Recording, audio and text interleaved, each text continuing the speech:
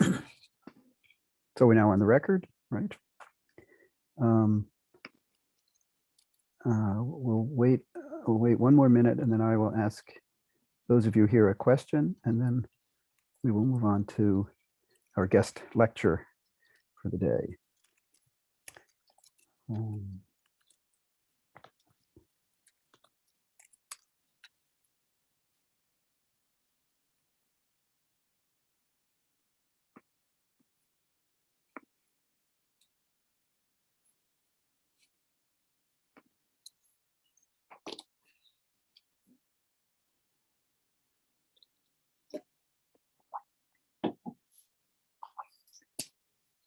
Good, Marcia. Welcome. John. All right, well, let me ask those of you who are here and present if you have any, first of all, if you have any questions about the problem set, because now you've had a chance to look it over. I hope there are no questions. I hope everything seems straightforward, but now is as good a time as any to ask. We have a minute or two before we're going to actually get started.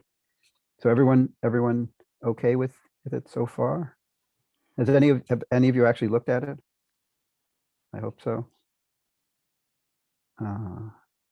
Okay, at least one person has. That's good. Hi, Jackie. You're here now. Good. All right. Well, so I'm glad. I mean, I tried to make the instructions as crystal clear as possible. So if there are no questions, that makes me happy because it suggests that I actually did my job right for a change. Okay, good. Well, I guess this is always this awkward period of how long to wait before getting going. But we have 8 out of 15, so it's at least a majority, but not a robust majority, not a super majority as we might want to look for. Okay, so well, okay, we'll get started. I'm going to start by before I introduce our speaker. I've told you that the topic for the day is the history of English. So in honor of our speaker and in honor of our topic, my T-shirt du jour is one that I'm recycling, but it's the Old English one, the first page of the first leaf of the manuscript of Beowulf, and this is what it looks like here. And I'm sure our speaker will have something to say about Beowulf and about Anglo-Saxon today. So our speaker today is Bethany Christensen, Dr. Bethany Christensen, a PhD from The Ohio State University Department of English in 2020, last year. She's a specialist in the history of English, especially Anglo-Saxon Old English. She has interests and knowledge and talent that goes beyond just the linguistic. Her dissertation was on manuscripts having to do with medical practices in Anglo-Saxon time, but there was an important philological component to it, and she's published several papers in excellent journals already on purely linguistic topics. So she has the real bona fides as a serious linguist and Anglo-Saxon scholar. She'll be lecturing today, and I'll turn things over to her now to give you some insights into the history of English. So let me stop sharing my screen and let Bethany, you can now take over. Great, thank you, Brian. And I have mentioned to you all that she was in your shoes 7 years ago. I was going to say, I took this class in, was it January of 2014? That's right, yeah. Yeah, so many years now. Yeah. Many years now. And I learned a lot, and the work that I did in the PhD was only possible because of what I learned in that class. So thank you, Brian. And of course, the great amounts that I learned from Brian after that class. Well, whatever. So let me get set up here. I hope you guys will be patient with me. I've not needed to do one of these lectures solely via Zoom before, so there may be times where I am a little slow or a little hesitant. But I know that you all will be kind and patient with me. So welcome to Hell. That is the history of the English language, featuring some light history and some YouTube videos, because I don't think that any presentation is complete without a few good YouTube videos. So this presentation will focus on Germanic as a subgroup of Indo-European, first of all. I'm not going to get too far into it, but if you're interested in Indo-European subgrouping, I highly recommend Dr. Joseph's Indo-European class if he teaches it again. After that, we'll move on to the origins of English, if we can call it the origins, before we talk a little bit more about the stages of English in history, starting with around 450 AD. We'll then look a little closer at the major features of Old and Middle English. That's really where my heart is. As Brian said, I am an Old English specialist, and Old English is the most fun, so that's where we'll spend our time. And if we have a few minutes at the end, we'll think a little bit about what present day English is. So first of all, thinking about what subgrouping in Germanic, or what subgrouping Germanic inside the Indo-European family looks like. Many of you may have encountered this map or something like it before, where you have Indo-European at the top, and then you have the branches below there, with some of the major groupings being Indo-Iranian, Anatolian, Tocharian, Albanian, Hellenic, Italic, and then all the way on to the right, you see Germanic. So naturally, we'll be talking about Germanic today. Just a quick question. Can everybody see the full screen? Or do I need to make it a little smaller? It looks okay to me. The tree is a little small. Yeah, I'm just wondering, is it like too far over to the edge there? I think it was okay as you had it. Can't really make it smaller like I can when I'm a participant. So we'll just, I'll just let you make it smaller in your own screen, I guess. Yeah, I think that looks pretty good. Yeah. So thinking about Germanic then, within Germanic, we can further subdivide it into West Germanic, and then these subgroupings are a little old, maybe a little outdated, but we can talk about Ingvaeonic, Istvaeonic, etc. Ingvaeonic and Istvaeonic making up what we might call the Low German dialects, which didn't undergo a separate sound change that the High German dialects, that is the High German languages, underwent. Within Ingvaeonic, we can talk about Old English, Middle English, and Modern English, but even within Old English, of course, we have dialect divisions and boundaries. As always, I put a caveat out for these kinds of taxonomies. These are always under debate and under discussion, but this is sort of a rough and ready picture to get us started. So, as you know from this class, the way that we determine a subgroup within a language family is that we look for significant and shared innovations. Shared significant innovations are often phonological innovations, such as Proto-Indo-European b, d, g becoming Germanic p, t, and k.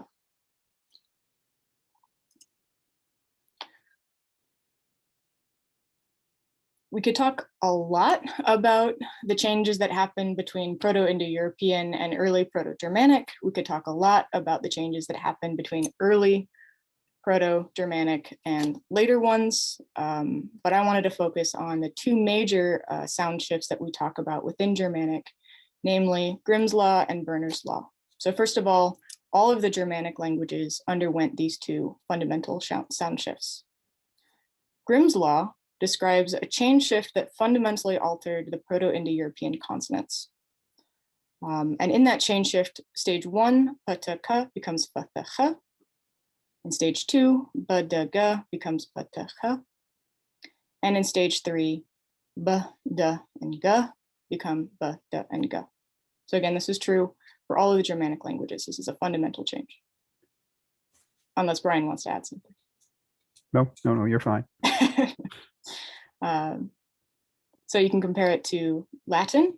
So Latin ped becomes English fot, Latin tres becomes English 3, etc. So Grimm's law seemed to work. It identified patterns of correspondence between Old English and the classical languages like Latin, Greek, and Sanskrit. But some words seem to show inconsistent reflexes of Proto-Indo-European words. And for this little set of examples, remember that the thorn, that little P shape, this thing, that is a theta, it's a th or the, depending on the position in the word. So Proto-Indo-European word for brother produced brother in Germanic. So T becoming th, following Grimm's law, as we expect. But Proto-Indo-European word for father produces fader, where T becomes da, violating Grimm's law.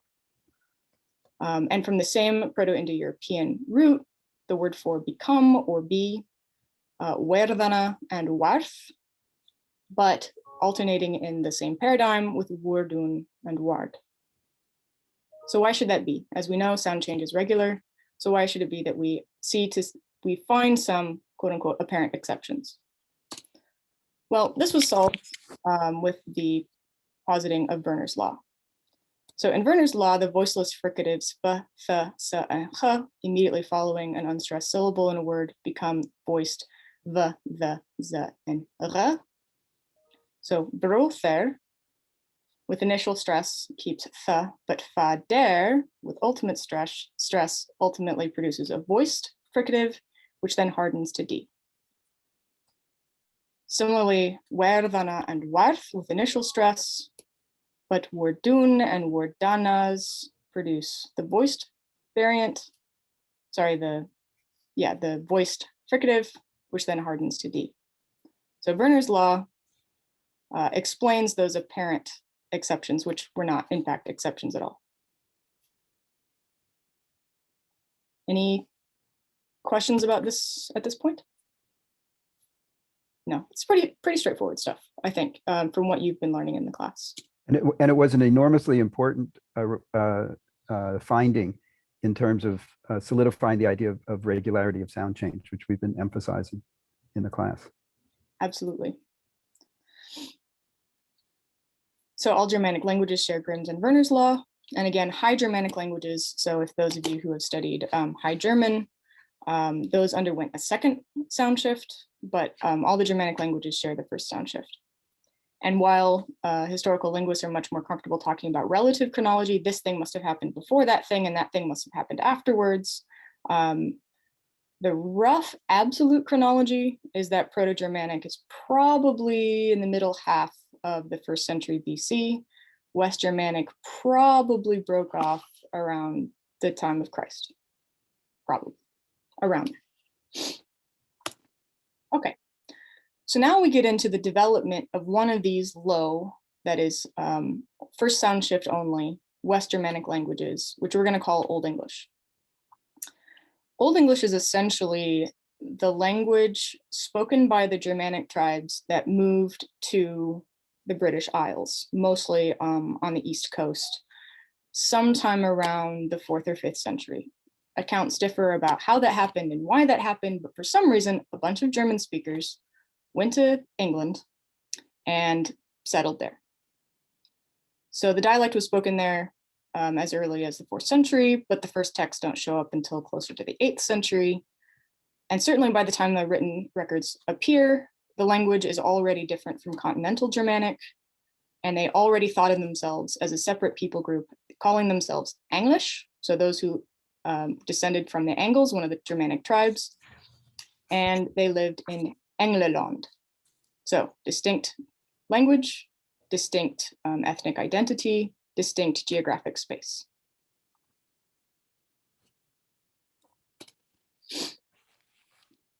So Old English is the language of the British Isles, mostly on the east side, modern day England, between 450-ish and 1150 AD.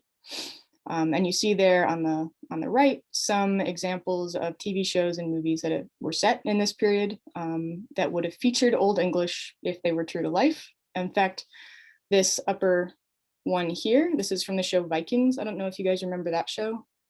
It was really hot, I don't know, like 4 or 5 years ago, 6 years ago. I lose track. But this one actually featured Old Norse, which would have been North Germanic language, but I also sometimes featured Old English, which was really cool. Beowulf obviously is our premier Old English long narrative poem. We call it an elegy or an epic, but there's a recent movie with Angelina Jolie and some other live action ones, which are sort of without exception quite terrible, frankly. Yeah, not yeah, you know, in the spirit of things, so like worth your time, but bad in their own way. From a linguistic perspective, Old English was a much more inflected language than modern day English, and as you would expect, nouns and adjectives have cases. They're well marked for case. Verbs are marked for person and number.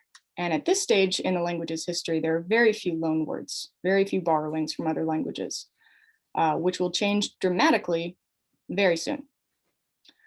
So to cut your teeth on what Old English would have sounded like, I'm going to have us watch this little video, and I believe Brian will make this presentation available to you via Carmen. So there's the link for when you want to go back and review this, but I'll just toggle over here. This video was made by Dr. Thies Poik, who is an Old English scholar of great renown, and I have a high level of confidence in his pronunciation, so that's why I picked out this little video for you guys. So we're going to try this. Let me know if this isn't working, okay? To beona, other ne to beona.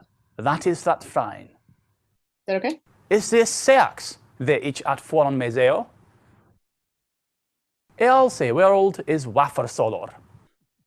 Clearly, Old English looks So we'll do that again. the ne to beona. That is that fine.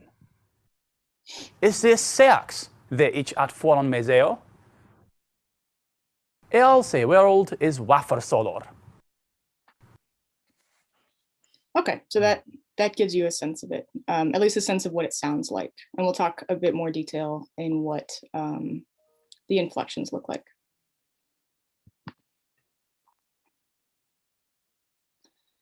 So next in our chronological proceedings is the period of the English language that we call Middle English. And typically we draw this line around 1150 and say that it goes up until about 1500. Lots of things changed for the language and for the culture and the written culture around 1500, so we generally draw that cutoff there. Middle English is where English begins to sound a bit more like English, though when we listen to the clip, you're going to say that doesn't sound much like English, but take my word for it, it sounds more like English. The major changes that happen in this period are that by the end of it, by the 1500, most of the nouns and adjectives have lost their case markers, and whatever remains by 1500 is what modern English, typically what modern English has today, with a few small exceptions. By the end of this period also, verbs still have some person and number endings, but those will slowly disintegrate over the early modern period. So they still have some, but most of them are gone. In this period, one of the major influences is from French. Now, if you remember your French history and your English history, you'll remember that in 1066, England was invaded by the Norman French, who then ruled the country until technically 1150, but in practicality around 1204. And they brought with them lots of French speakers, lots of French culture, lots of French governance, and that had a significant, long-lasting, and very deep impact on the language.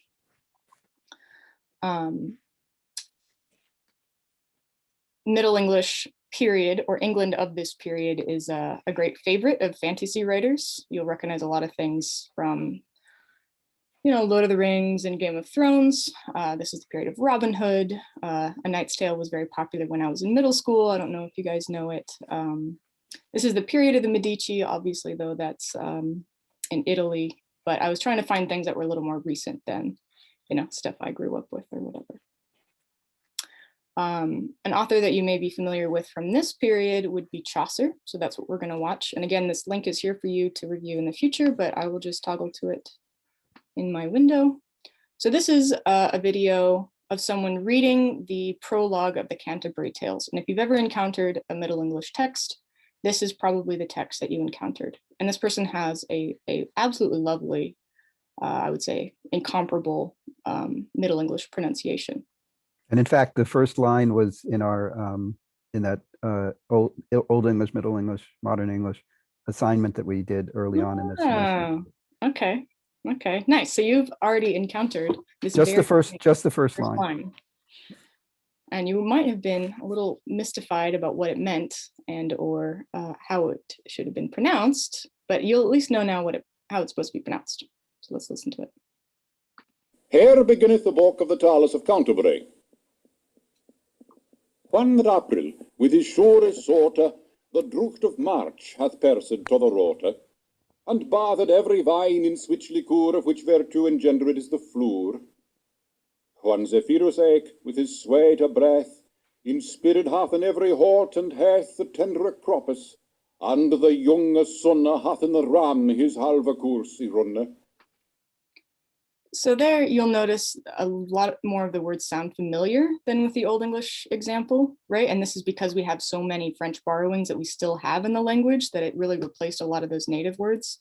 So the words, even if you know, they look like they're out of place or they're spelled weird or they're pronounced very differently, you know, his sweete breath, his sweet breath, pierced to the root, right? These are words that we know.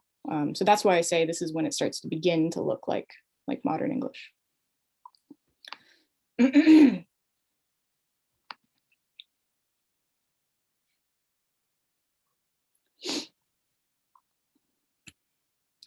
So moving right along, the next period in the stages of English history, linguistic history, is early modern English, which is what we call the period between around 1500 and around 1800. This might be more well known to you from high school or college classes, specifically because it is the language of Shakespeare. Shakespeare is writing right in the middle of this period, right? End of the 1500s, beginning of the 1600s. This period features what's called the Great Vowel Shift, which I'll talk a bit more about as we get closer to it, but a very, very significant shift in pronunciation that was not reflected by modern English spelling. Again, I'll talk about that in a minute. This period also features a heavy borrowing from Latin. Again, to remind you of your English history, Latin was the educated language. Latin was the language that people used in matters of international communication. It was used for religious communication, and religion was a much bigger deal then than it is now. Latin was the language of science and learning. And so lots and lots of our words in medicine or in sort of what we would call natural philosophies, right? Descriptions of the natural world. A lot of these come from Latin. This is also a period of great linguistic creativity. Shakespeare himself was credited with inventing, I don't know, like 5,000 or 20,000 words. I mean, most of this is sort of an exaggeration, right? But certainly he did. He invented words. He came up with new things. And lots of people, creative people like Shakespeare were coming up with new words. So the language was really in a process of lexical innovation, if you will. The movie posters I put up here, the top one here is from Blackadder. If you have not watched this show, it is a treat and a delight. It's very, very funny. I think you can find it on YouTube. Rowan Atkinson is an excellent historian, and his comedies are true to history as well as very charming and funny. What else did I put on here? Pirates of the Caribbean, supposedly set in the 1700s. And then, oops, sorry. Can't actually see what else I put in that corner. Shakespeare in Love. Shakespeare in Love. Yeah, there you go. Shakespeare. I don't know. That's got to be one of the more well-known Shakespeare movies, I think.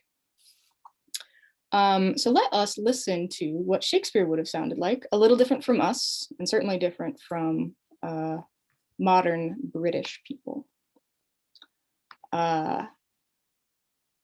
This is Ben Crystal. I have a lot of respect for him. He is the son of, what would you say, like a respected popular linguist, Brian, David Crystal? Yeah, so David Crystal has written like 100 books on popular linguistics, and his son Ben Crystal worked for the Royal Shakespeare Academy or the Globe or something like this, so a Shakespearean actor, and his dad trained him as a linguist to be able to pronounce what we think Shakespeare would have sounded like. Oh, cool. Yeah, so this is kind of neat. And I'm going to try to put the text next to it. He's going to do Romeo and Juliet, the first lines, in what he's calling original pronunciation, OP. It's cool, isn't it? I like it. That's the order. I gotta go back to, what did I say, 224? 215. Close enough. Same speech, and this is as close as we can get to what Shakespeare's accent would have sounded like, and the accent of his actors. Two households, both alike in dignity, in fair Verona where we lay our sin. From ancient grudge break to new mutiny, where civil blood lays civil lands unclean. From forth the fatal lines of theirs two foes, a pair of star-crossed lovers take the life, whose misadventured, piteous overthrows doth with their death bury their parents' strife. Cool, right? Mm. Yeah, that I think is very cool.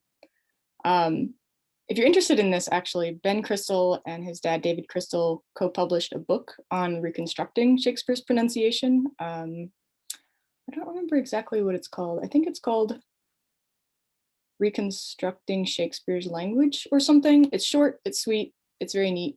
It's somewhere in my house. I would not find it in 100 years, you know, the usual. But cool stuff.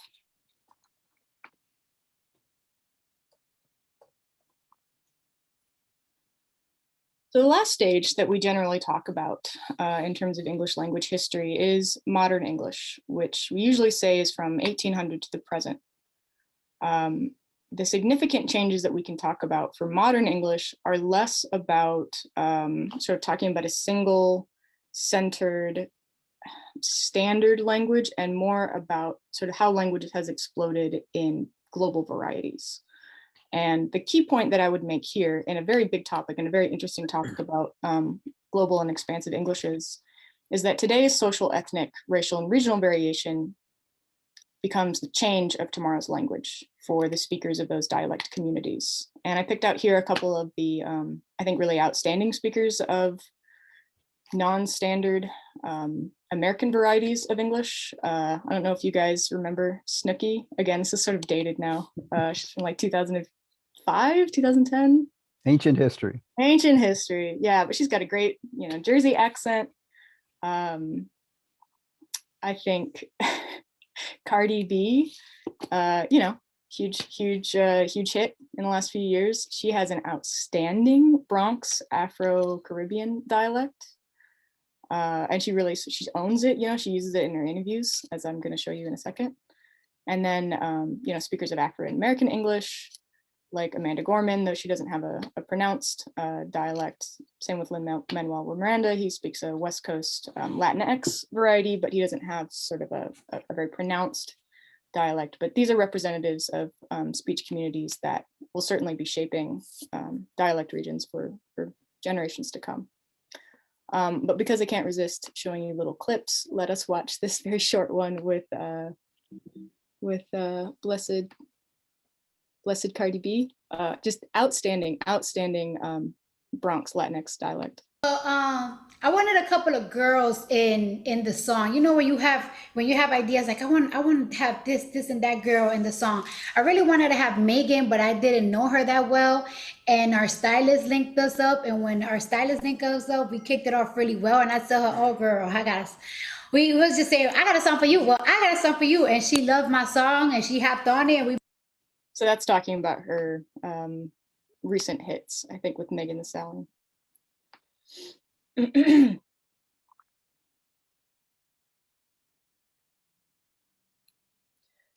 So moving out of the present range and back into Old English, which I warned you I would be torturing you with, I want to talk a little bit about what the language would have looked like on the page, because obviously, unlike modern languages, we don't have native speakers. We don't have access to those native speakers anymore. So scholars like myself, who are very interested in Old English as a language, are working entirely with either manuscript manuscripts that were written by speakers of Old English in the 7th to 12th centuries, or we're dealing with editions of those manuscripts. So I wanted to look at what one of those manuscripts would have looked like. I just want to make this smaller. Okay, there, good. So just taking a moment to look at this manuscript image on the right, you're going to notice that some of the letter forms look very familiar and some of the letter forms look more unfamiliar. So ones that might look unfamiliar, this kind of looks like a 7. It's not.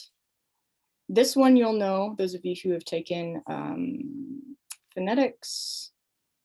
This one will look familiar from those who have taken phonetics. This one is totally unfamiliar. Okay, so let me just read through this and sort of give you a sense of what we're looking at here. So I'll start here with the first line, her sen. So this is an H. It's tall, but it's a lowercase h, E, and then this is an R. This R looks very different than our R, and it looks like an N maybe, but this is an R. This letter right here looks like an R. Actually, that's an S. So this is S, E. This is what an N looks like. So her, sen, don, D-O-N. The next word is Brit, walas. So B-R. Again, this it's called the long R. Y. And Y's were dotted, but I's were not. So that's fun. T. This letter that looks like a P is not a P. It is, in fact, the letter that the Old English people would have used for the W sound. It was actually a borrowing from a separate alphabet. Before the early English started using the Roman alphabet, they had their own alphabet called the runic alphabet, which many of you have encountered in Lord of the Rings or video games or online. So this win right here is a borrowing from the runic alphabet. And then A, L, A, and again, this long S. And then we have Ofer, O-F-E-R. The next word is actually written up here, maybe for aesthetic reasons. So this is an S, and then an I, and then an E. Actually, it might be easier if I went to this transcription. So now you can follow along with the transcription. Sorry about that. So her sendon Brit walas ofersia to. So ofersia, this is the sia, to Roma. Yeah, and then punctuation, because they often put a punctuation after the end of a phrase rather than at the end of a sentence. They don't really have concept of sentences yet. This 7 is in fact an and sign. So it's called a Tironian note. So it means and. Und heom full to mass, again, S, badon. So this letter here, badon, you've encountered in your linguistics classes, I imagine. It's the symbol that represents the A sound. So that's another one that was, well, actually that one wasn't borrowed from runic. That one was created by early English scholars on the basis of an A next to an E, because they said, well, we don't have a Latin sound. We have a sound that Latin doesn't have, which is A. So it sounds kind of like a mix between an A and an E. So we're going to put those two letters together, and they invented that letter. So that's kind of cool. And then this next word is with.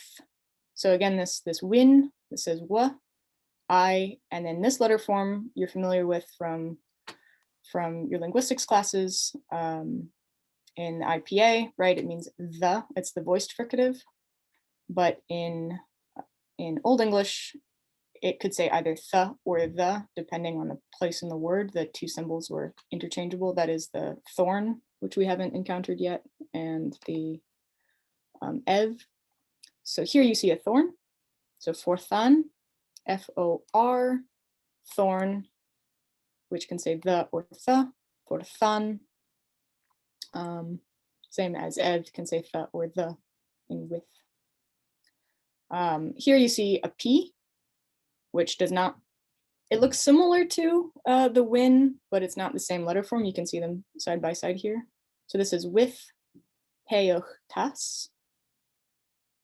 And then I'll just read the rest of it here. Ac hi thar nevdon nan forthan fe hi hi feordodan with atlan huna kinninge und tha sendon hi to anglum.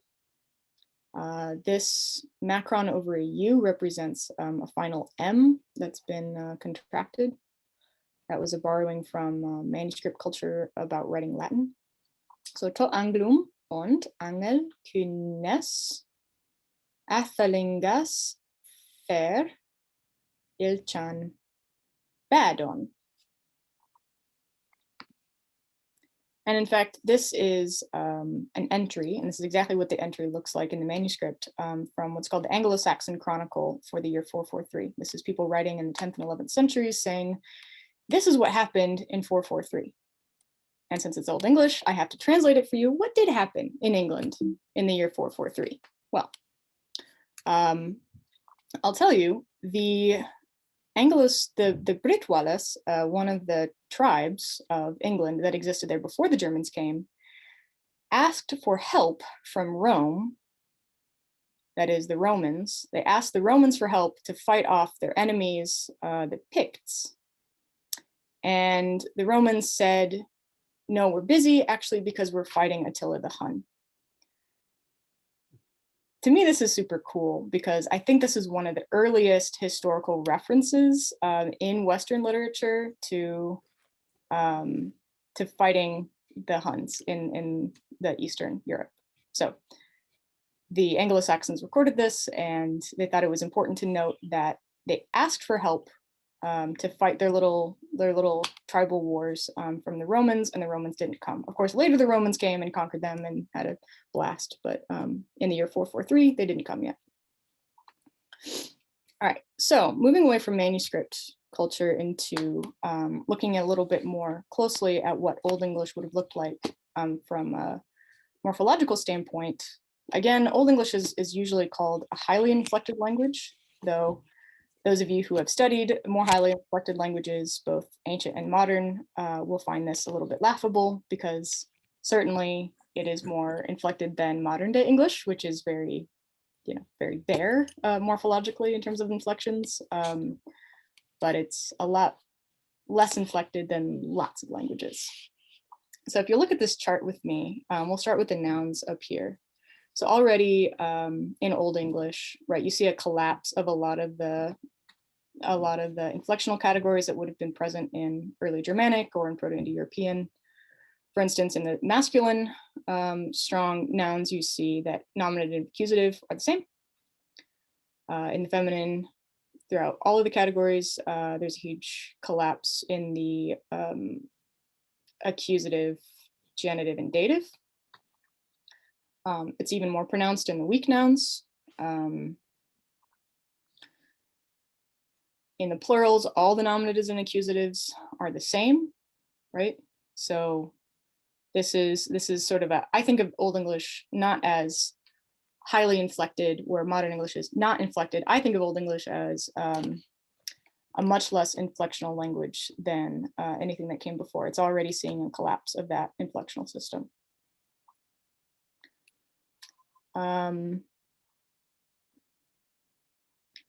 We'll look for just a second at the demonstrative system. So one of the ways in which Old English inflections and those categories survived into present day English are in the personal pronouns, but there won't be a lot super familiar from this. So in Old English, we still had a dual. Obviously, we don't have a dual in modern English. We had a separate accusative, which got lost, obviously, in modern English. But these are the forebears of our modern English pronouns. So itch became I, way obviously became we, me, mech became me, mean becomes mine or my, etc. One of the really interesting things about Old English actually is that in Middle English, the female pronoun and the plural pronouns were replaced by Old Norse pronouns. So if you look at the feminine, say neuter and accusative or nominative and accusative, you have heo and hia, which become she in modern English. So she is, we're not actually quite sure where she came from, but we think maybe pressure from Old Norse probably. Similarly, if you look at the third person plural pronouns, hia, hira, and him do not bear any resemblance to the modern English pronouns of they, them. They and them were borrowed from Old Norse. So that's just sort of an interesting aside for those of you that are aware how unusual it is to borrow closed class categories like that. Old English did see a wholesale replacement of some of its demonstratives and pronouns. Right, moving right along into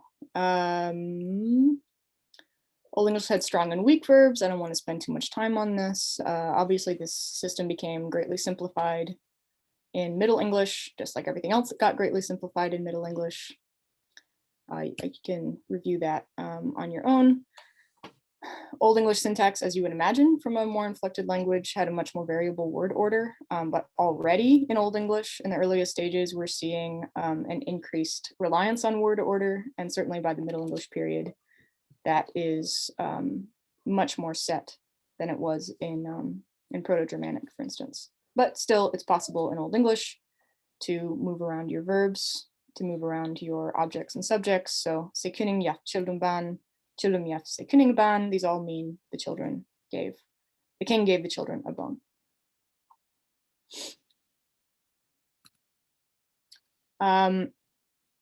Old English lexical borrowings, like I said at the beginning, they really didn't have any lexical borrowings, but by the end of the period, they had significant borrowings from Old Norse.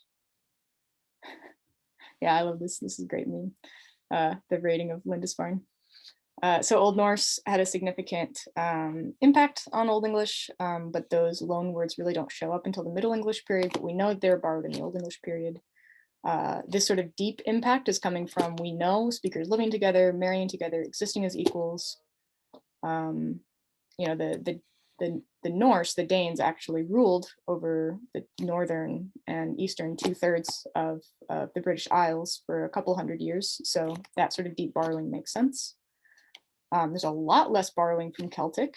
The Celtic peoples, the Celtic speaking peoples were there before the Germanic speaking peoples arrived. The Germanic speaking peoples sort of pushed them westward. We don't know exactly what that relationship was like, but whatever it wasn't intermarrying and living together very much, because we just don't see almost any borrowings, lexical borrowings from them. But what we do see is like geographic features, have Celtic borrowings, towns, place names, things like that, which is what we would expect from that kind of relationship. There were a few Latin borrowings sort of throughout the Germanic period, cheese, street, mile, those sorts of things, but not very many. At this point, there only maybe 3% of the early English vocabulary was made up of loanwords. That changes a lot by the Middle English period. I'm just going to skim ahead here. Middle English loanwords were deep borrowings, but for specific lexical domains like army, government, office. There were prestige borrowings like beef and pork and manure. We also have these literary doublets that are very interesting. So notice that if you have a word like book, the adjective equivalent of that, literary, book is an Old English word, but literary is a borrowing from Latin. And we have lots of these where the adjective equivalent, so like clothes, Old English. I think it's Old English. And then the adjective equivalent, sartorial, right? Very Latinate French. Ice, Old English, glacial, Latinate French. So sort of an interesting difference in lexical borrowing.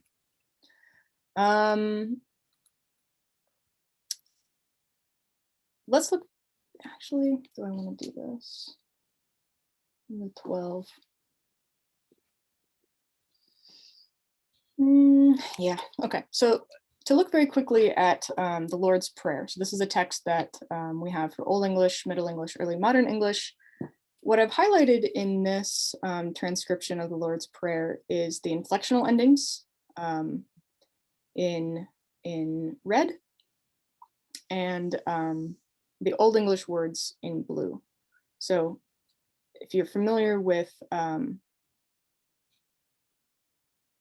the prayer, Vader ure thu theat on heavenum, our Father who art in heaven, right? Heavenum, this is a dative inflectional ending, dative inflectional ending. Urne, our, daihwamlichan klaf, so our daily bread.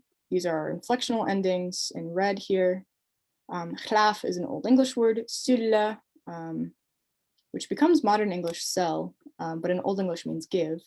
Sulla is an Old English word, yultas, Old English word.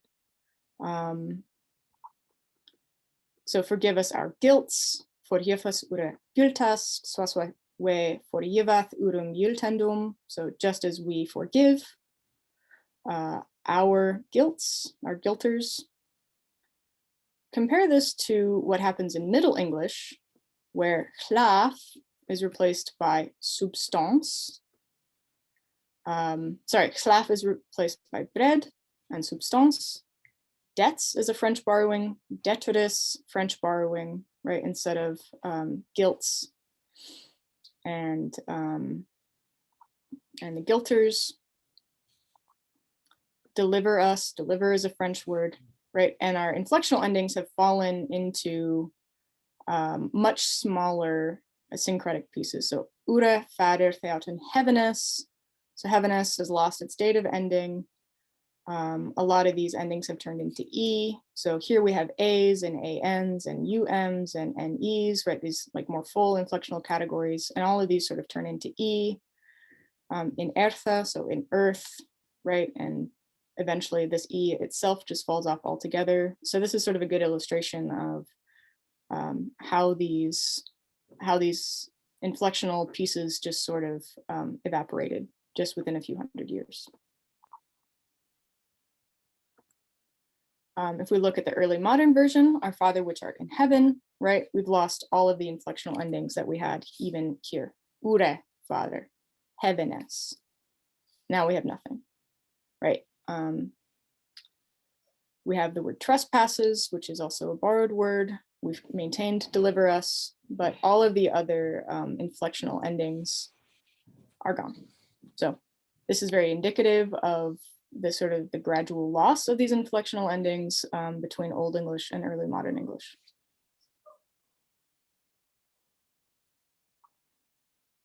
So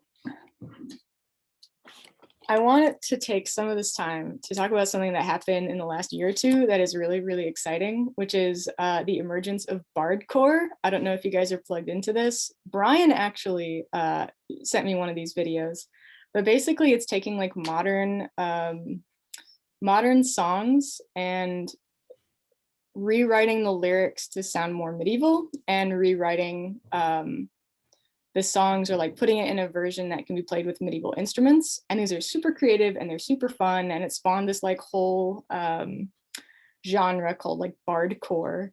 And there's a lot of really great stuff out there with the hurdy-gurdy. And if you have not listened to hurdy-gurdy, I highly encourage you to find like the hurdy-gurdy interpretations of like all these death metal songs. And it's just, it is a wonderful world out there. But I found one that was translated into Old English and was translated into late Middle English. And I wanted to play them both for you because I can't resist, and because they're great. So this is the song Pumped Up Kicks, which came out a few years ago, but the tune will sound familiar to you, I think. So we'll just listen to the first few minutes. So this is Old English, and I don't know who translated this for him. It ain't great. It does some of the things it needs to do. It like does the inflectional endings and it chooses some of the right words, but some of the constructions are just clearly, I feel like he just plugged it into a Google Translate for Old English, which I didn't even know such a thing existed. But his pronunciation is on point. So I applaud him for that. So yeah, it's just so delightful. Not a bad word. Lokunde umberum nele delante his rat he hat smoke a pipon fulle. Om de utmudde beton will de knikt he fan Irish word bowen. On his father chiste diran anarache tenga ich ne ut kenawe what. He is commende forte, ja. All the other chill mit vinjum så kom skyllon bedera innen fram minum anhum. All the other chill mit vinjum så kom skyllon bedera innen quikraton min boha. All the other chill mit vinjum så kom skyllon bedera innen fram minum anhum. All the other chill mit vinjum så kom skyllon bedera innen quikraton min boha. Et av yrt lange daje. Heis kummende ham latte, and heis bringende mi under rive. For tendonges on kuchen on batodon, his age beoaf for longe hvile. Ja, slik mines handa bit nu an quick bluchet sträng, han lige med mindre pipon. Han säger hon heires on fury tumos havian los upp ten wet ja. All the other chill mit vinjum så kom skyllon bedera innen fram minum arhum. All the other chill mit vinjum så kom skyllon bedera innen quikraton min boha. All the other chill mit vinjum så kom skyllon bedera innen fram minum arhum. All the other chill mit vinjum så kom skyllon bedera innen quikraton min boha. All right, that's probably enough to get us going. Truly delightful stuff. So that's the Old English version. So let's now listen to the same one, but written for Middle English. And I mean, like I said, I think this is more late Middle English or early modern, but this creator, Hildegard von Blingen, I don't know exactly what he or she is doing in the world, but my soul tells me that this person is a medieval graduate student somewhere.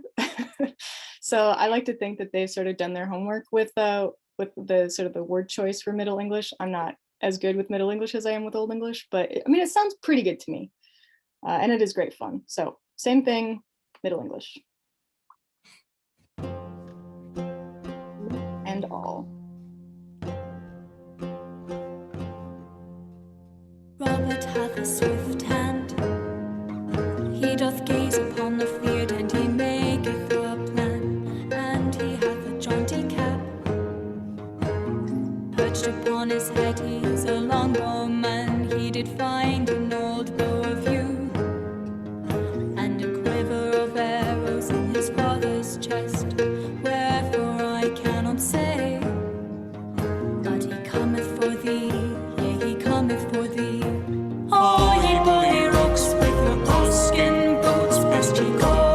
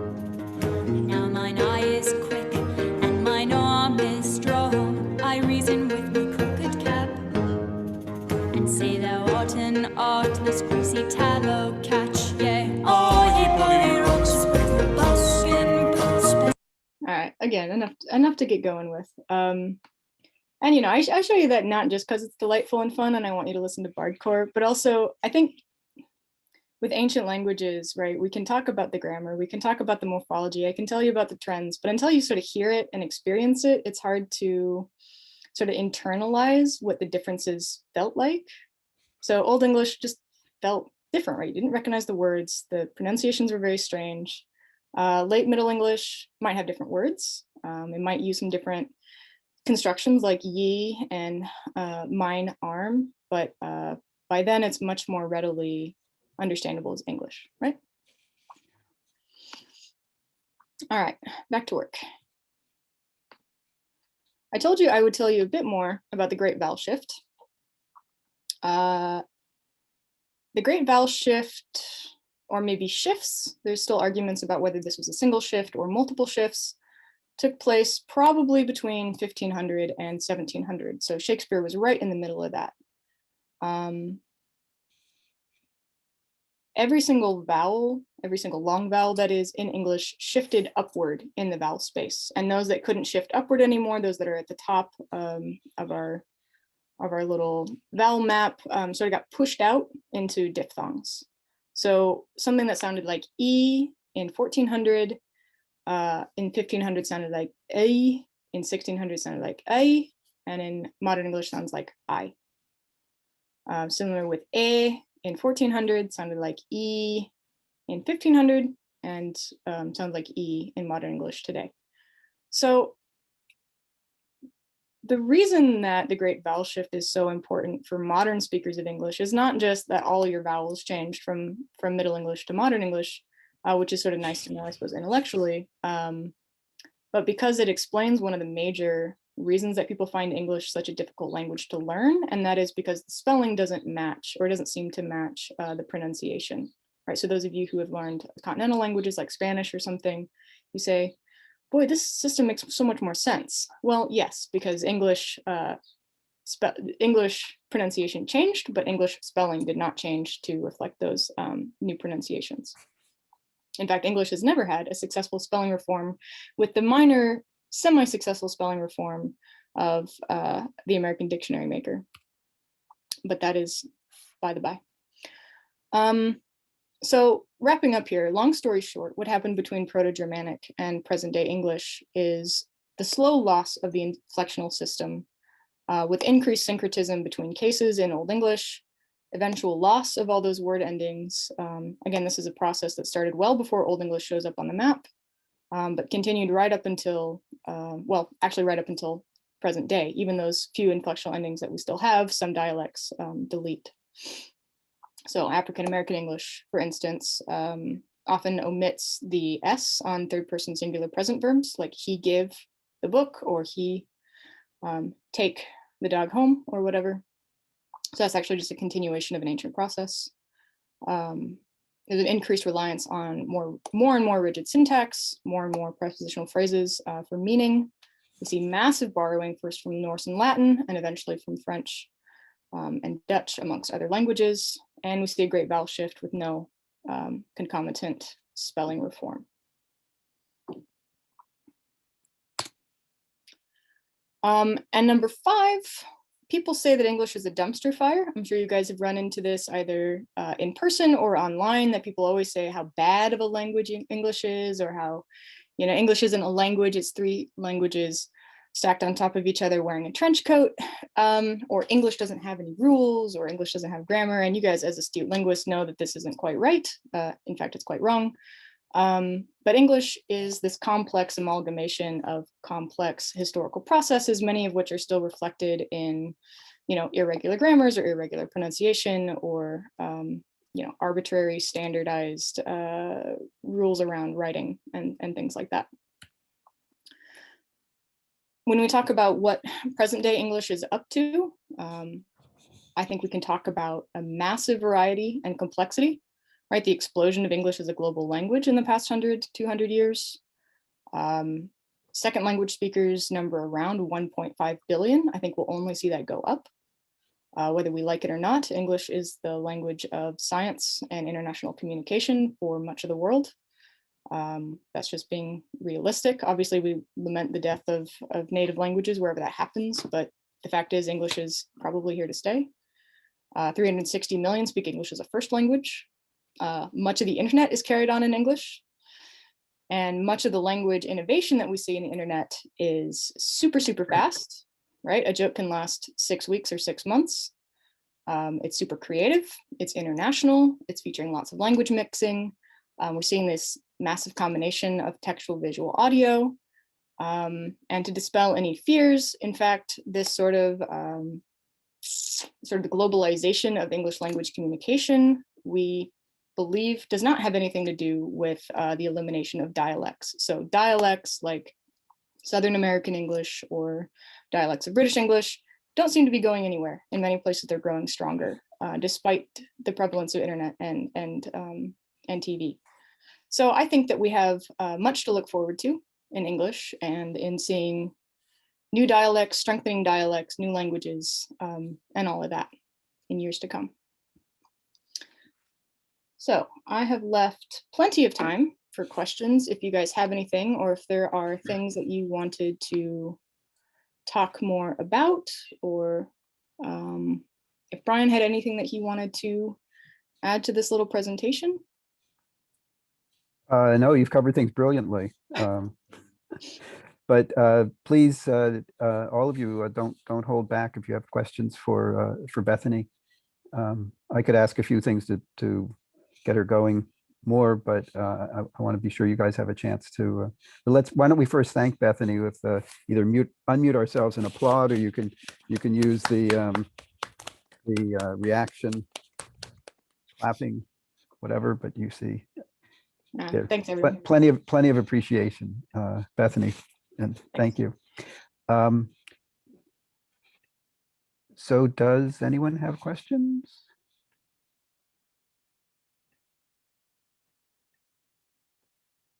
Well, I'll ask something just to get you, to get the ball rolling. When you were talking about different absolute chronologies, you were very careful to say, well, around 1500 or around 5th century or whatever. Could you just elaborate a bit on why you were being cautious? Yeah, well, so everything we know about historical languages has to happen either through study of original documents, and when we don't have original documents, the study of historical linguistics. And documents are hard to date specifically. They don't often write their names and their years of composition on them. And historical linguistics can often be even harder to date, because ultimately all we really know is the order in which things happened, not the calendar day that something happened. So, I mean, I don't have a great understanding of why we would even put Proto-Germanic at 500 BC, except that we know that the changes associated with Proto-Germanic must have happened sometime after the changes associated with, the initial Kentum-Satem split, and sometime before the West Germanic split. So, I mean, an excellent historical linguist could do a better job of saying, well, we see these sorts of forms that are unshifted in these documents that are dated to between 1000 and 700. And we see shifted forms in documents that come slightly later in these regions. So we triangulate between the documents that we have that are datable, and those that we just assume the change must have happened in there somewhere. But it's a tricky business. And again, relative chronology, like this must have happened before that, and we know that one happened around 500. So maybe this thing needed 500 years to get going.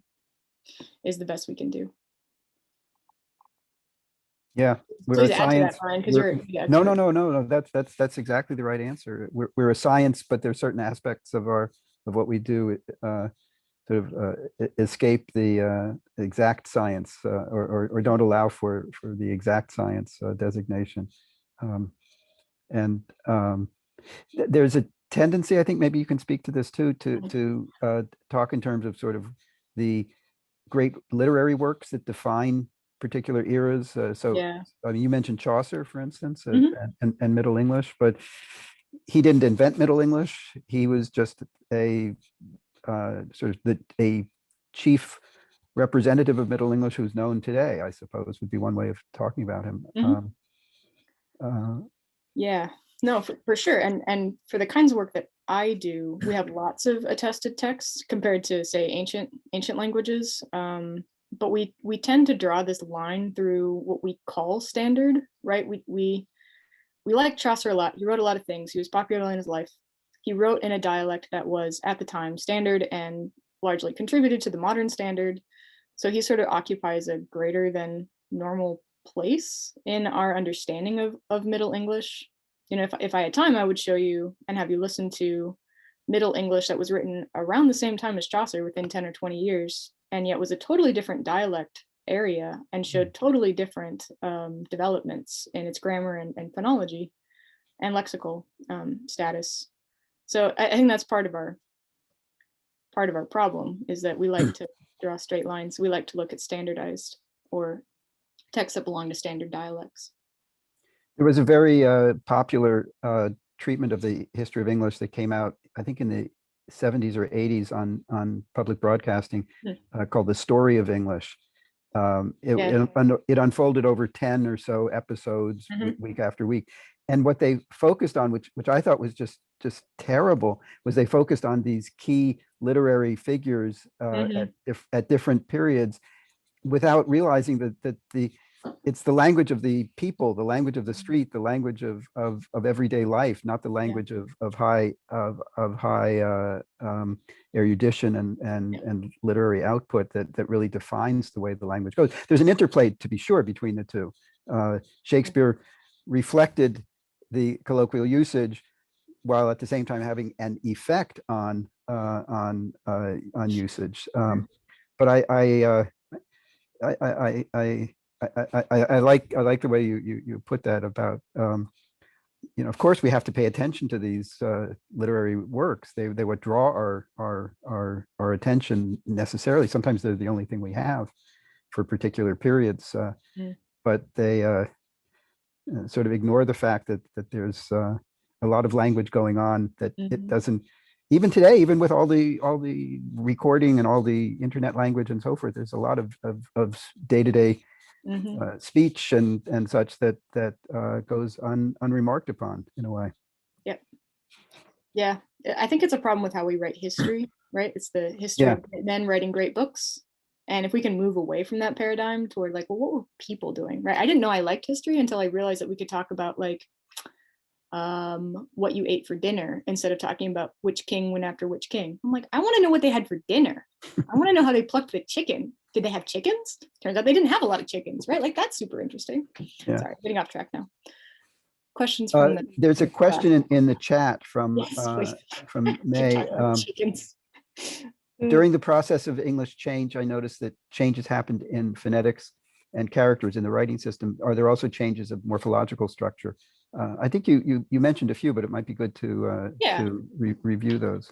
From Old English to Middle English?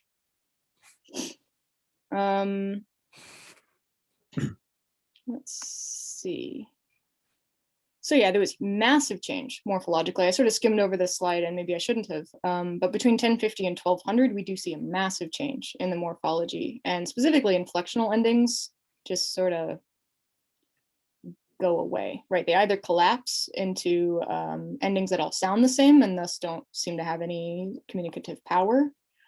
So a big one here is what I say at the end of this slide, that the unstressed syllables, so remember that Old English is word initial stress, all unstressed syllables, so anything at the end of the word, i.e. where the inflectional endings are, those sounds, which would have been distinct in earlier stages, oo, ah, e, they would have all collapsed into sounding like a schwa.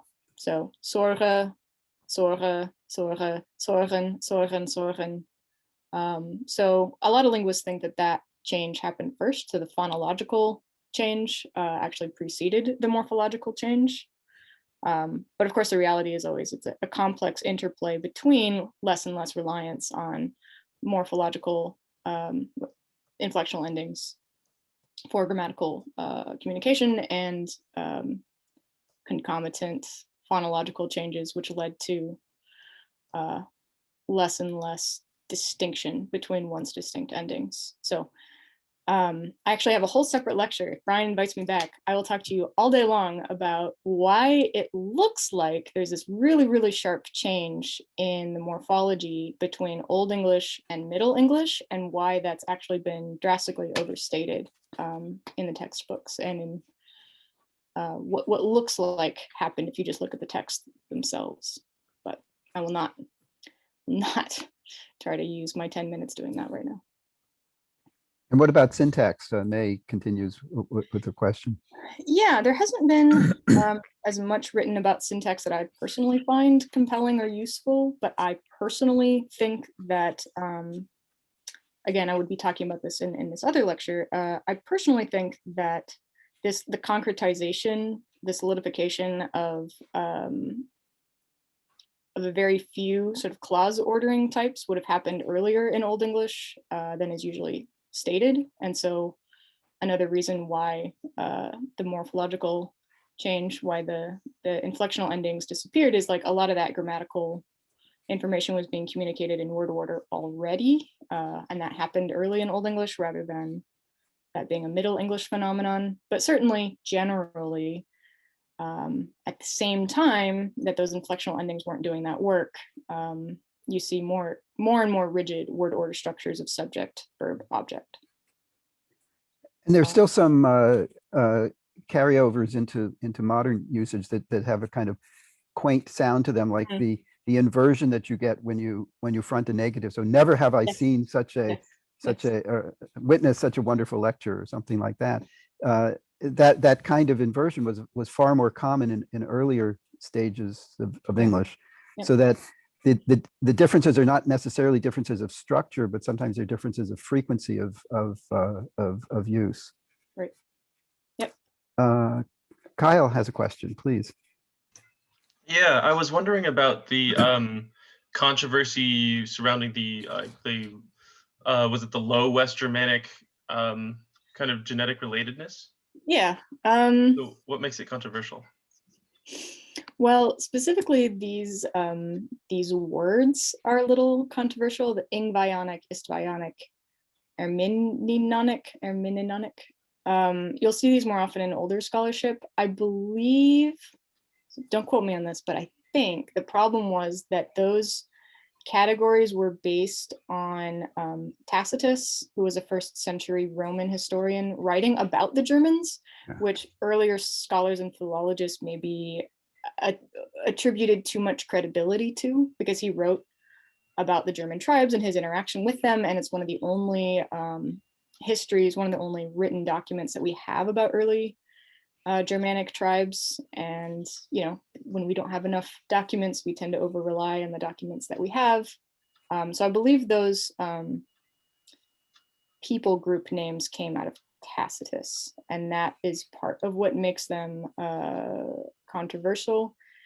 As for having linguistic subgroupings in this order, another thing that I don't like about the way that this is represented here is that it doesn't show the special relationship between Ingvionic and Istvionic, because as I talked about, right, the Low German languages didn't undergo that second sound shift. So we would be talking about Old English, Old Frisian, Old Dutch, right? They should have a lower node, and what this map calls Ermininonic should have a higher node because it's split off.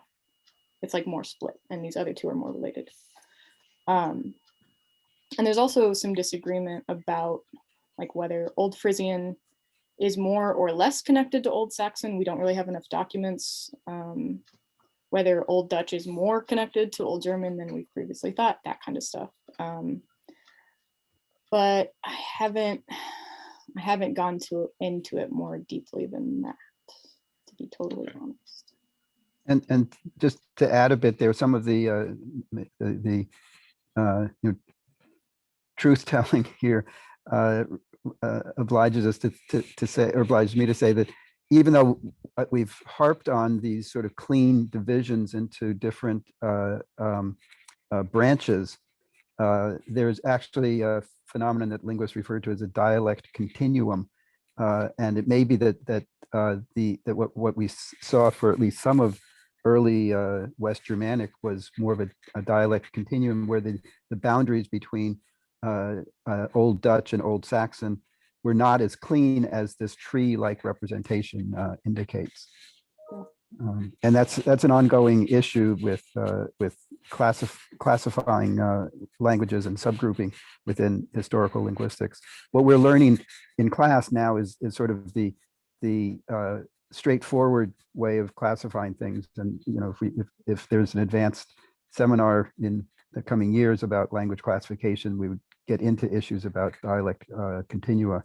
But you've got to start somewhere. So we start with the cleanest variety, and there are the kind of clean breaks that the tree structure indicates do reflect a real kind of linguistic change. It's not the only kind of linguistic change and linguistic interaction. Yep. Great. Any other questions? Well, we're almost out of time, so let's thank Bethany once again, and a job well done. I'm glad I invited you, as Thanks, always. everyone. And let me just ask all of you in the remaining couple of minutes, if some of you came in a little late, if you could just, if you have any questions about the problem set, now would be a good time to ask them when I can answer for everyone, with everyone present. There weren't any questions at the beginning, and there were some fewer of you. So I'd like to think that means that you all looked it over and said, oh yeah, piece of cake, I can do this. But if you have questions that I could address now, please don't hold back. All right, seeing none, seeing no indications, I'm assuming everyone's happy. But if questions do arise in the coming days as you work on the problem set in more detail, don't hesitate to send me questions by email. And if your individual questions are important enough for everyone, I'll broadcast them. I'll broadcast my answer to all of you. So do be on the lookout for notifications from Carmen Canvas about email from me.